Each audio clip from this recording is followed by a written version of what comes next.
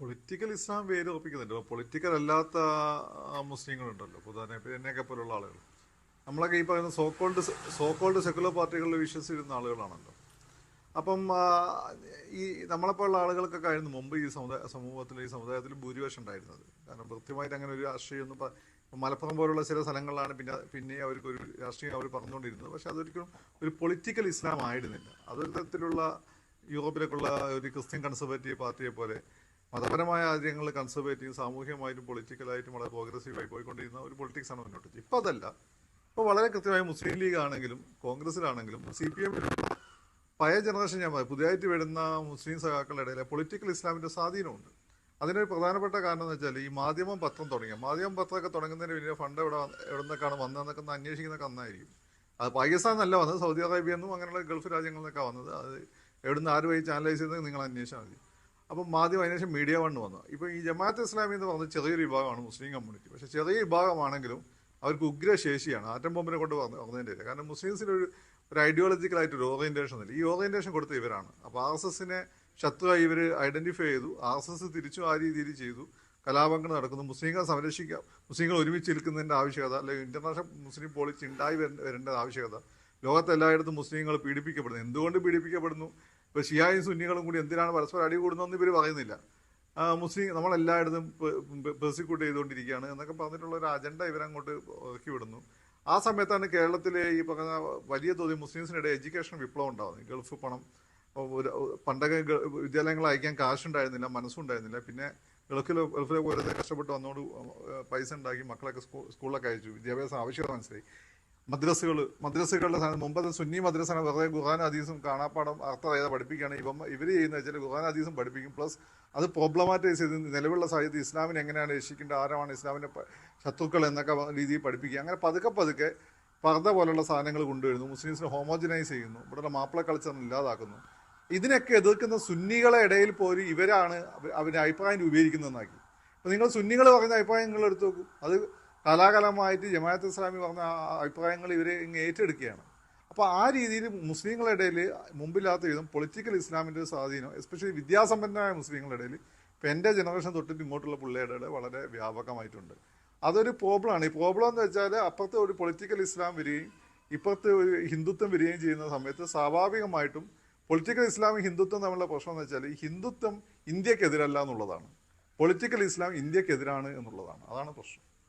അപ്പോൾ അങ്ങനെ ഒരു തെരഞ്ഞെടുപ്പ് വരുമ്പോൾ സ്വാഭാവികമായിട്ടും അതിൻ്റെ ഒരു ഗുണം കിട്ടാൻ പോകുന്നത് BJP ആണ്. അതായത് BJP വളർത്തുകയും ഇന്ത്യയിലെ മുസ്ലിങ്ങളെ പണ്ട് ജിന്നെ ഒറ്റിക്കൊടുത്ത പോലെ ഒന്നും കൂടി ഒറ്റിക്കൊടുക്കുക, അങ്ങനെയുള്ള സാഹചര്യത്തിലേക്ക് എത്തിക്കുന്ന ഒരു ഘട്ടത്തിലേക്കാണ് ഈ പൊളിറ്റിക്കൽ ഇസ്ലാമിസ്റ്റുകൾ നയിച്ചുകൊണ്ടിരിക്കുന്നത്. നമ്മളെ സോക്കോൾഡ് സെക്കുലർ പാർട്ടികൾ ഇത് മനസ്സിലാക്കുന്നുണ്ടെങ്കിലും അവർക്കൊന്നും ചെയ്യാൻ പറ്റില്ല. അത് ഇവർക്ക് വോട്ടുണ്ട്. അത് നിങ്ങളോട് പറഞ്ഞല്ലോ, നമ്മളൊക്കെ ഇത് മനസ്സിലാക്കിയതിനു ശേഷമാണ് നമ്മളൊക്കെ ഈ സജീവ രാഷ്ട്രീയം വിട്ടത്. കാരണം നമുക്കൊന്നൊരു 10 വോട്ട് കൃത്യമായി കാണിക്കാൻ പറ്റും. ഇവർക്ക് കൃത്യമായിട്ട് SDPIക്കും ജമാഅത്ത് ഇസ്ലാമി കൃത്യമായിട്ട് സലഫികൾക്കും കാണിക്കാൻ പറ്റും. അപ്പോൾ ഈ രാഷ്ട്രീയ പാർട്ടികൾക്ക് വേണ്ട ഇലക്ഷന് ജയിക്കുകയും വോട്ടുമാണ് അവർക്ക് വേണ്ടത്. അങ്ങനെ അറിഞ്ഞുകൊണ്ട് തന്നെ വെളിയിൽ മതേതരത്വം പറയുകയും ഈ രാഷ്ട്രീയ ഇസ്ലാമിനൊപ്പം കൂടുകയും ചെയ്യുന്നു. അതാണല്ലോ ഇപ്പോൾ പാലക്കാട് തെരഞ്ഞെടുപ്പിൽ UDFന്റെ ഭാഗത്തും കണ്ടത്. നമുക്കതിൽ LDFനെ മാറ്റി നിർത്താനും പറ്റുകയില്ല. LDF പലതവണ തരാതരം പോലെ ഈ പിന്തുണ നേടിയിട്ടുമുണ്ട്. ഇതല്ലേ ശരിക്കും പറഞ്ഞ യാഥാർത്ഥ്യം ശ്രീ ഫക്രുദ്ദീൻ? അല്ലേ, LDF എടുത്തില്ലെങ്കിൽ UDF എടുക്കും. അതിന്റെ മെച്ചം UDFന് കിട്ടും. UDF എടുത്തില്ല LDF എടുക്കും. അതിന്റെ മെച്ചം LDFന് കിട്ടും. ഈ ഒരു വല്ലാത്തൊരു ഡെഡ്ലോക്കാണ്. ഈ ഡെഡ്ലോക്ക് നന്നായിട്ട് ഈ ഇസ്ലാമിസ്റ്റുകൾ ഉപയോഗപ്പെടുത്തുന്നുണ്ട്. കടക്ക് പുറത്ത് നിന്ന് ഇവരോട് പറയാനുള്ള, ഇവർ രണ്ടുപേരും ഒരുമിച്ച് പറയണം.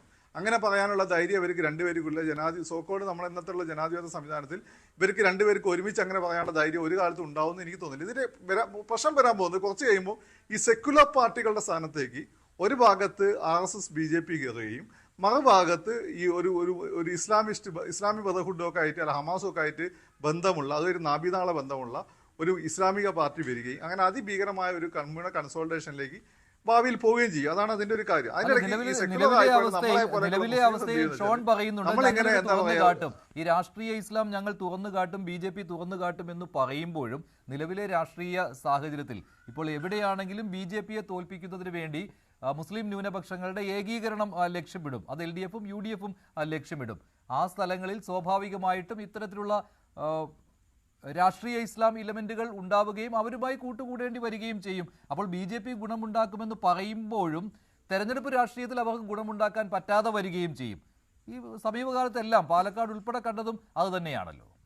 ഒരു പരിധി വരെ അല്ല, ഈ സെക്യുലർ പാർട്ടികൾ ഇവിടെ ഈ സെക്യുലർ പാർട്ടികൾ നിങ്ങൾ കേരളത്തിൽ തന്നെ നോക്കിയാൽ മതി. സെക്യുലർ പാർട്ടികൾ നിൽക്കുന്ന വലിയ ഹിന്ദുക്കൾ സെക്യുലർ ആയതുകൊണ്ടാണ്. നിങ്ങൾ സെക്യുലർ പാർട്ടിയിലെ പ്രധാനപ്പെട്ട ഒന്ന് CPM ആണ്. CPM ഏറ്റവും കൂടുതൽ ഹിന്ദുക്കളാണ്. വേറെ കോൺഗ്രസ് നിങ്ങൾ എടുത്തു നോക്കൂ, ഹിന്ദുക്കളും പ്ലസ് ക്രിസ്ത്യൻസും ആണ് കൂടുതലായിട്ടുള്ളത്. അത് കേരള കോൺഗ്രസ് ഉള്ളതാണ്. ക്രിസ്ത്യൻസ് കുറച്ച് അവരുടെ കൂടെയാണ്, പ്രധാനമായി ഹിന്ദുക്കളാണ്. അപ്പൊ ഇങ്ങനെ ഈ രീതി ന്യൂനപക്ഷ വർഗീയതയുമായിട്ട് ബന്ധപ്പെട്ടു അല്ലെങ്കിൽ ഈ പറയുന്ന ഒരു ഇസ്ലാമിക് നാഷൻഹുഡ് മുന്നോട്ട് വെക്കുന്ന പ്രസ്ഥാനങ്ങളുമായി സെക്യുലർ പാർട്ടികൾ അടുത്ത് ഇടപഴകും. എന്താണ് അപ്പുറത്ത് സംഭവിക്കുന്നത്? ഈ സെക്യുലറായ ഹിന്ദുക്കളുടെ അടുത്ത തലമുറ അവർ സെക്യുലർ അല്ലാതായി മാറുകയും അവർ ഹിന്ദുത്വവാദികളായി മാറുകയും ചെയ്യും. അപ്പോൾ നിങ്ങൾക്ക് നിലവിൽ കളിക്കുന്ന ഈ സെക്യുലർ സ്പേസ് അങ്ങ് ഇല്ലാതായി പോകും. ആ സെക്യുലർ സ്പേസ് ഇല്ലാതായി പോകുമ്പോൾ ഇവിടെ ആർക്കാണ് നഷ്ടം? ഇവിടെ ഹിന്ദുവിന് കാര്യമായിട്ട് വലിയ നഷ്ടമൊന്നുമില്ല. ഇത് ഹിന്ദുവിന്റെ രാജ്യമാണ്. മറ്റേ ഹിന്ദു ലോകത്ത് ആക്സെപ്റ്റഡും ആണ്. ഹിന്ദു അങ്ങനെ വലിയ പ്രശ്നക്കാരനല്ലോ. ഹിന്ദു ലോകത്ത് എല്ലായിടത്തും ആക്സെപ്റ്റഡ് ആണ്. പക്ഷെ അതുപോലല്ല ഞമ്മന്റെ ആളുകളുടെ കാര്യം. അതവർ മനസ്സിലാക്കാത്തതാണ് പ്രശ്നം. ഇപ്പൊ ഇസ്ലാമിസ്റ്റുകൾ രക്ഷപ്പെടുത്തുമെന്ന് വിചാരിക്കുന്ന ആളുകൾ മുമ്പ് ഇന്ത്യയിലെ മുസ്ലിങ്ങൾ വിചാരിച്ചിരുന്നു ജിന്നെ രക്ഷപ്പെടുത്തും. അതേ മണ്ടത്തരാണ് ഇപ്പം കാണിച്ചുകൊണ്ടിരിക്കുന്നത്. ഇപ്പം പല ഘട്ടങ്ങളിലും ഇപ്പം നമ്മളത് ചരിത്രത്തിലേക്ക് പോകേണ്ട കാര്യം ഇന്നലെ തന്നെ മീഡിയയിലൊക്കെ വന്നു. ഓരോ ഘട്ടത്തിലും ഇവരുമായി ചർച്ച ചെയ്ത് ഇവരിങ്ങോട്ട് പിന്തുണ കൊടുത്തത്, കോടിയേരി തന്നെ ഇങ്ങോട്ട് പിന്തുണ എന്നാൽ വേണ്ട എന്ന് പറയേണ്ട ആവശ്യമില്ല എന്ന രീതിയിൽ കോടിയേരിയുടെ ഭാഗത്തുനിന്ന് പ്രസ്ഥാനം വന്നതും ഇതൊക്കെ നമ്മൾ മുമ്പേ കണ്ടതാണ്. അതൊക്കെ ഇപ്പോൾ ഇലക്ടറൽ പൊളിറ്റിക്സിൽ ഇവർക്കൊക്കെ ഒരു സ്പേസ് ഉണ്ട്. നിങ്ങൾക്ക് വോട്ടുണ്ടോ, നിങ്ങൾക്കൊരു വിലയുണ്ട്.